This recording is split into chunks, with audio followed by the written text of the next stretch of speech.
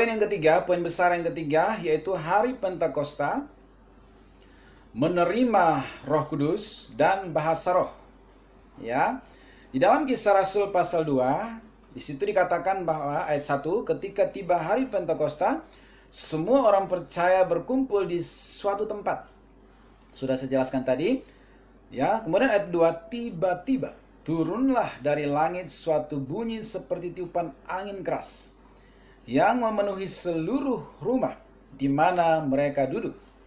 Dan tampaklah kepada mereka lidah-lidah seperti nyala api yang bertebaran dan hinggap pada mereka masing-masing. Maka penuhlah mereka dengan Roh Kudus. Ya. Lalu mereka mulai berkata-kata dalam bahasa-bahasa lain seperti yang diberikan oleh Roh itu kepada mereka untuk mengatakannya. Ya. Oke. Nah, di sini dikatakan bahwa mereka berbahasa-bahasa lain yang tidak dimengerti oleh murid-murid, tapi orang-orang lain yang hadir pada waktu itu dari 3 benua yang tadi saya sudah jelaskan, mereka mengerti karena ternyata murid-murid itu berkata-kata dalam bahasa mereka masing-masing. Ya. Sehingga dan apa yang mereka katakan adalah mereka menceritakan perbuatan besar yang dilakukan oleh Allah. Ya, apa yang terjadi?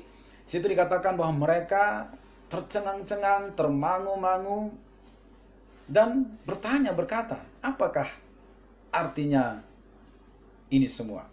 Tetapi ada juga yang menyindir. Ya, bahwa mereka mungkin lagi mabuk oleh anggur. Ya, karena penuh Roh Kudus, dibaptis Roh Kudus. Ya, sepertinya gejalanya mirip seperti orang mabuk ya. Ngomongnya ngelantur, mungkin agak sempoyongan. Ya, ada lidah-lidah api pula di atas kepalanya, mungkin ada yang jatuh dan lain sebagainya. Ya, mirip orang mabuk. Ya. Lalu apa yang terjadi? Petrus bangkit. Ya, berdiri dan menjelaskan bahwa orang-orang ini atau kami tidak mabuk. Karena ini baru jam 9 pagi. Kami bukan lagi mabuk. Ya. Kemudian dia mulai berkhotbah dan dia mengutip kitab Yoel tadi dan panjang lebar dia berkhotbah dengan penuh kuasa pada hari itu seperti kita lagi melihat orang lain. Ya, kita kalau ingat Petrus yang dulu menyangkal ya dan kembali menjala ikan, lalu melihat Petrus pada hari Pentakosta kayak lihat orang lain. Kenapa? Karena ditransformasi oleh Roh Kudus melalui baptisan Roh Kudus, pencurahan kuasa Roh Kudus. Itulah alasan kenapa Yesus menyuruh mereka, jangan tinggalkan Yerusalem sampai kalian menerima kuasa ini. Supaya kalian beritakan Injil bukan kekuatan kalian, bukan melayani karena teori sudah cukup pengetahuan, teori dan praktek 3,5 tahun, melainkan oleh kuasa Roh Kudus, karena kuasa itu membawa ya mereka melampaui keterbatasan mereka. Ya, luar biasa. Lalu apa yang terjadi dampak daripada khotbah Petrus? 3.000 orang bertobat pastinya sekali khotbah. Ayat 37 dari pasal 2 ini, ketika mereka mendengar hal itu, khotbah Petrus itu, hati mereka, orang-orang ada pada waktu itu yang dari 3 benua itu, sangat terharu. Lalu mereka bertanya kepada Petrus dan rasul-rasul yang lain, apakah yang harus kami perbuat, saudara-saudara?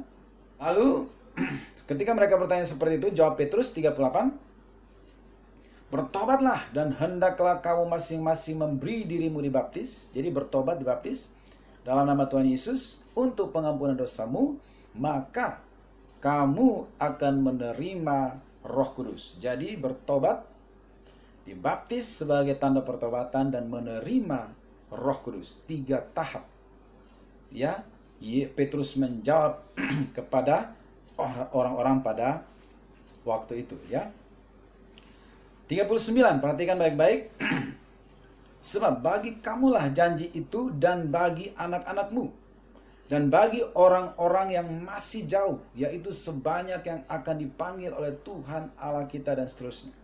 Jadi pencurahan Roh Kudus, baptisan Roh Kudus itu bukan hanya terjadi satu kali pada hari ke-50 atau hari Pentakosta itu, seperti pandangan beberapa orang.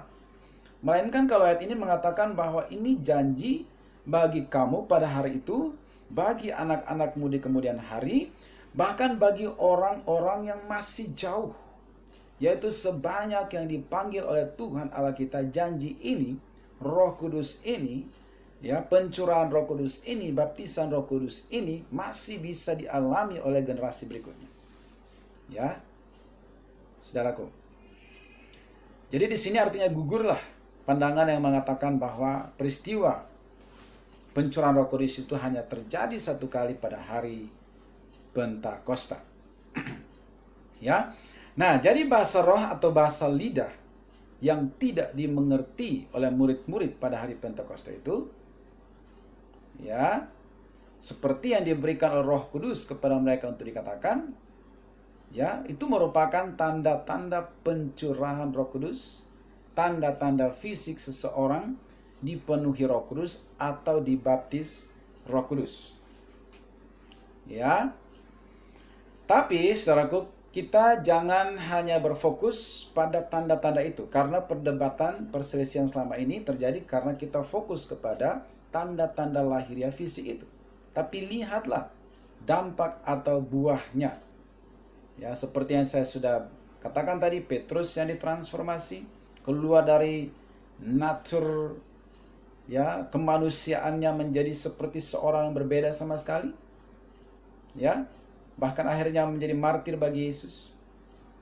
Ya, inilah yang dimaksud, ya, bahwa kamu akan menerima kuasa untuk menjadi saksiku sampai ke ujung bumi. Jadi kuasa itu diberikan bukan untuk sekedar bisa berbahasa lain, tetapi intinya untuk menjadi saksi penuh kuasa, ya, sampai memberitakan Injil sampai ke ujung bumi. Ya, dan itu hanya tanda-tanda bahwa seseorang dipenuhi Roh Kudus, tanda-tanda fisik lahiriah. Tetapi itu bukan tujuan akhirnya, karena tujuan akhirnya untuk menerima kuasa power untuk menjadi saksi sampai ke ujung-ujung bumi. Ya. Kemudian, iya, ingat juga bahwa orang yang dipenuhi Roh Kudus, ya, bukan mabuk atau kerasukan, ya. Ada orang yang mungkin bilang itu kerasukan. Karena kalau orang kerasukan itu biasanya tidak sadar sepenuhnya. Jadi benar-benar pikiran, perasaan, kemauan, bahkan tubuhnya dikuasai oleh roh jahat, dikendalikan sepenuhnya oleh roh jahat. Berbeda dengan kepenuhan Roh Kudus atau pencurahan Roh Kudus, itu sadar sepenuhnya. Hanya mereka tidak bisa membendung kuasa Roh Kudus tentunya yang sedang mengintervensi hidup mereka. Jadi berbeda dengan orang mabuk, ya, atau kerasukan. Ya, walaupun kalau dilihat sekilas mirip, tetapi berbeda. Kalau yang dirasuk roh jahat itu dikuasai sepenuhnya. Kalau yang dipenuhi oleh Roh Kudus itu sadar sepenuhnya, tetapi diintervensi oleh kuasa Roh Kudus yang tidak mampu mereka bendung. Ya. Oke. Selanjutnya tentang bahasa roh. Di Pentakosta ini bahasa roh yang diberikan tidak dimengerti oleh murid-murid, tapi dimengerti oleh orang lain. Namun peristiwa ini sepertinya hanya terjadi sekali. Ya, yang diistilahkan oleh dalam sebuah video Esra mengatakan bahwa sepertinya ini terjadi mujizat bahasa, supaya orang-orang lain yang hadir pada waktu itu bisa mengerti, ya, mendengar kabar Injil atau kuasa Allah, dan mereka boleh percaya dan bertobat. Ya. Dan ini hanya terjadi satu kali pada waktu itu. Selanjutnya bahasa roh ini diberikan kepada murid-murid yang mengalami pada peristiwa berikutnya adalah itu tidak dimengerti oleh yang mengucapkan maupun oleh yang mendengar. Ya. Hanya satu kali saja. Selanjutnya bahasa roh yang dialami oleh murid-murid di Efesus misalnya, atau di rumah Cornelius, itu sudah bahasa-bahasa roh yang tidak dimengerti baik oleh yang mengucapkan maupun oleh yang hadir. Ya. Jadi itu seperti yang dijelaskan oleh pendeta Mel Atok bahwa memang ada dua ya jenis bahasa roh, yaitu yang dimengerti oleh orang lain seperti pada hari Pentakosta, tetapi ada yang tidak dimengerti sama sekali oleh yang mengucapkan maupun oleh yang mendengar. Ya, karena itu perhatikan terus penjelasan ini. Contohnya dalam Kisah Para Rasul 10 ayat 44 sampai 47 ketika Petrus di rumah Kornelius. Di situ dikatakan bahwa ketika Petrus sedang berkata demikian, berkhotbah melayani di rumah Kornelius, orang non-Yahudi, turunlah Roh Kudus ke atas semua orang yang mendengarkan pemberitaan itu. Ya, dan kebanyakan dari mereka adalah orang-orang yang tidak bersunat atau orang non-Yahudi. 45, dan semua orang percaya dari golongan bersunat yang menyertai Petrus tercengang-cengang karena melihat bahwa karunia Roh Kudus dicurahkan ke atas bangsa-bangsa lain juga. Sebab mereka mendengar orang itu berkata-kata dalam bahasa roh. Tidak dikatakan bahwa dalam bahasa bangsa mana lagi, sehingga dimengerti orang lain. Hanya dikatakan bahasa roh dan memuliakan Allah. Ya, lalu kata Petrus, bolehkah orang mencegah untuk membaptis orang-orang ini dengan air, sedangkan mereka telah menerima Roh Kudus sama seperti kita? Lalu ia menyuruh mereka dibaptis dalam nama Yesus Kristus. Kemudian mereka meminta Petrus supaya ia tinggal berapa hari lagi bersama-sama dengan mereka. Ya, jadi di sini orang-orang yang berkata dalam bahasa roh tidak dijelaskan bahwa orang lain bisa mengerti bahasa mereka seperti yang terjadi pada hari Pentakosta. Ya, oke, perhatikan baik-baik. Kemudian karena peristiwa ini langka terjadi pada orang non-Yahudi, maka itu menjadi suatu isu baru atau perdebatan di kalangan para rasul. Sehingga Petrus harus mempertanggungjawabkan apa yang terjadi di rumah Kornelius itu di dalam pasal 11 ayat 15. Ya, Petrus menjelaskan dan sampai ke ayat 15, dan ketika aku mulai berbicara di rumah Kornelius itu, turunlah Roh Kudus ke atas mereka, sama seperti dahulu ke atas kita. Petrus menjelaskan kepada murid-murid yang lain. 16, maka teringatlah aku akan perkataan Tuhan, bahwa Yohanes membaptis dengan air, tetapi kamu dibaptis dengan Roh Kudus. Jadi baptisan Roh Kudus sudah diulang sekitar berapa kali? 3 atau 4 kali? Ya, oleh Yohanes Pembaptis, oleh Yesus, ya. Kemudian ini oleh Petrus, ya, bahwa pencurahan Roh Kudus, peristiwa di mana seseorang mengalami kepenuhan Roh Kudus, itu disebut baptisan Roh Kudus yang dikerjakan sendiri oleh Roh Kudus. Ya. Oke. Jadi, baptisan Roh Kudus itu tidak hanya terjadi pada hari Pentakosta saja, tetapi berlanjut sampai pelayanan murid-murid Petrus, Paulus, ya. Karena tadi, ya, Petrus menjelaskan bahwa apa yang terjadi itu adalah penggenapan dari janji Yesus bahwa Yohanes membaptis dengan air, tetapi aku membaptis dengan Roh Kudus.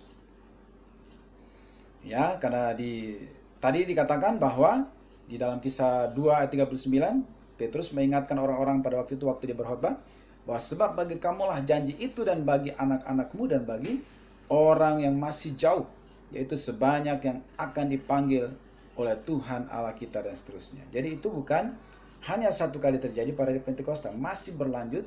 Bahkan kalau saudara mau percaya dan terima, masih terjadi sampai hari ini. Kita sangat butuh baptisan Roh Kudus, dipenuhi oleh Roh Kudus, supaya menjadi saksi Tuhan yang penuh kuasa. Oke, berikutnya lagi, contoh yang lain adalah ketika Paulus di Efesus. Ketika Paulus tiba di Efesus, dia berjumpa dengan beberapa murid yang sebelumnya sudah percaya karena pelayanan Yohanes Pembaptis dan sudah dibaptis oleh Yohanes Pembaptis. Lalu Paulus cerita kepada mereka bahwa apakah kalian sudah menerima Roh Kudus? Ayat 5, ketika mereka mendengar hal itu, mereka memberi diri, mereka dibaptis. Ya, Paulus mendorong mereka untuk dibaptis ya di dalam nama Tuhan Yesus. Lalu mereka memberi diri untuk dibaptis dalam nama Tuhan Yesus. Ayat 6. Dan ketika Paulus menumpangkan tangan di atas mereka, ya, dan mulailah mereka berkata-kata dalam bahasa roh dan bernubuat. Di sini juga tidak dijelaskan bahwa bahasa roh yang mereka ucapkan itu bisa dimengerti orang lain seperti pada hari Pentakosta. Tidak. Jadi ini adalah bahasa roh yang tidak dimengerti oleh yang mengucapkan maupun oleh orang yang mendengarkan. Ya, tapi terus ikutin ya, belum selesai ya. Jadi sampai di sini bahwa baptisan Roh Kudus ada yang langsung dilakukan oleh Roh Kudus seperti pada hari Pentakosta, jadi tanpa penumpangan tangan terjadi, atau seperti Petrus di rumah Cornelius lagi khotbah langsung tercurah. Tetapi ada juga melalui penumpangan tangan oleh Paulus, maka orang-orang itu menerima baptisan Roh Kudus. Kemudian bahasa roh di hari Pentakosta bisa dimengerti oleh orang mendengar, tetapi peristiwa selanjutnya tidak dimengerti oleh yang mengucapkan maupun yang mendengarkan. Ya, nah, demikian sampai sini poin kita yang ketiga seputar Pentakosta, menerima Roh Kudus dan bahasa roh. Ya, masih ada penjelasan selanjutnya tentang bahasa roh. Ikuti terus ya sampai selesai.